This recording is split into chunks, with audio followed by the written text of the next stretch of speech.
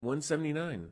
Let's get to the first in the Purge franchise, the first of five films that I'm going to be covering, which is The Purge, which came out in 2013, is written and directed by James DeMonico, stars Ethan Hawke, Lena Headey, Adelaide Kane, a few others. And the synopsis is a wealthy family is held hostage for harboring the target of a murderous syndicate during the Purge, a 12-hour period in which any and all crime is legal. So, haven't really done much of the Purge at all on the show over the years. I saw the first one in theaters and I have followed it pretty much ever since. And what's sort of frustrating about it is overall I like it. I tend to give it the benefit of the doubt because it's at least something different in the big scheme of things in terms of horror and low budget horror. But probably my biggest issue with the whole franchise, even though there are ones that I like, is that these movies with the political commentary, the social commentary, they could be so much better than they are. So much more potent, so much sharper, so much scarier. And instead, they mostly become just a fairly lowbrow political horror film in a way. And just to go and get into things, I was not a fan of it when I first saw it, and I'm still not. I think it is probably second to the bottom of the five so far. I find that, especially, maybe some people feel the opposite. Let me know in the comments or wherever you're listening.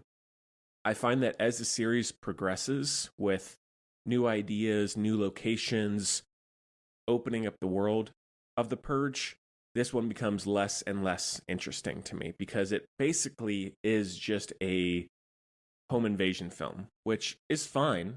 Nothing against that. I like home invasion films, but there's really not that much going on. The performances, I like Lena Headey and Ethan Hawke, but everything else around them is not very good. I think the direction is pretty weak, and it's probably, I've seen it maybe 3 or 4 times over the years, all of them about that same amount. This is really the only one of the five that I actually just find to be pretty consistently boring. I'm never really that engaged. I don't really care about what's happening. The writing is sort of obnoxious, I think. And one of the biggest things is I don't mind it as much as when they get into anarchy, into things on the streets where you see the barbaric gangs of people who are just out to kill and cause violence. It makes sense that those characters in that context are more psychopathic and just will be acting crazy and will be pure evil in a way. Whereas in this, the purgers who want to come inside are just, the performances, the look are just too evil. It just becomes so cartoony where like the expressions on their faces, how they speak, the like overly groomed and kind of quote unquote polite that they are, it just comes across as so over the top evil that it's really not even scary, and it's not really funny either. It's just this very inauthentic kind of villain, in my opinion. And that's why if you look at some of the other home invasion films like The Strangers, for example, that's one that works for me because, for one, the villains don't really talk. The home invaders, they don't really speak.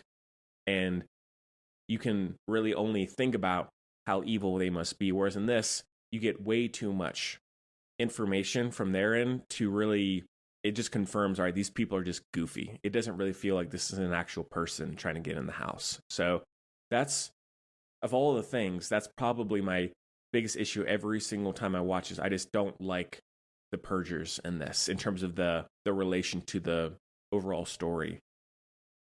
But talking about the concept as a whole, I think the concept, what makes it scary is they do it in enough of a reality to where it could potentially happen at some point, and there's nothing supernatural about it or anything like that. So that's what one thing that works for me is it's grounding it for the most part in a reality, and I think that is effective.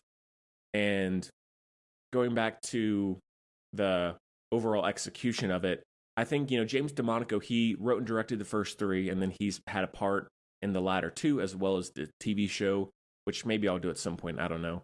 But I feel like if you gave this to someone, like if you look at a movie recently like Civil War, the Alex Garland film, if you had that level of, a studio like A24, a filmmaker and writer like Alex Garland, a good cast, you could really make something in this world, not the same as Civil War, but in the same, more of a horror film as the Purge films are, and really make it hit hard.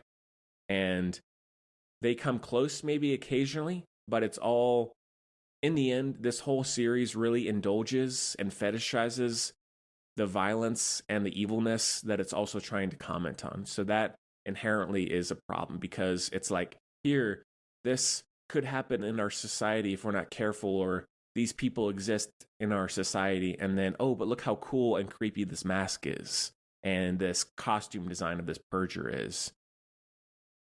But besides that, talking about this one more specifically, I like the opening credits where it almost seems like actual footage, like security footage.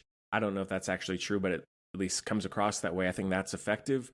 I like the sound of the Purge alarm, the horn, whatever you want to call it. I think that's really good and iconic. The news message, the Purge is commencing, that whole thing, I think that's really good. I mean, maybe at times a little over the top, but I still think it works.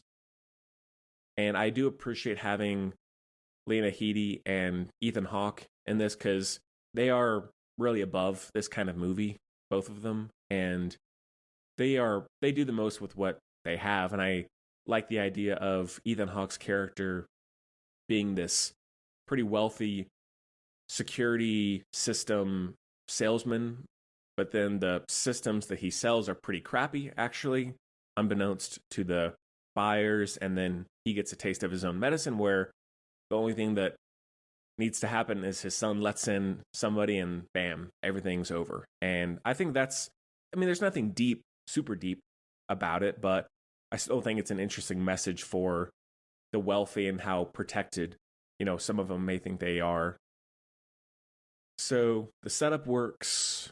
I like the look of the house, but overall the lighting, and it goes into perhaps being a first-time director, and it also being the first stage of Blumhouse, where clearly they didn't care about anything except getting the scares, and they only had so much money, which makes sense. I would have done the same, but I think overall the movie looks pretty bad, lighting wise, cinematography, and everything is, I think, shoddily put together.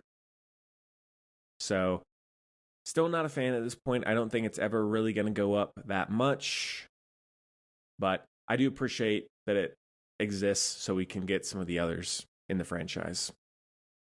So that one is a 2 out of 5.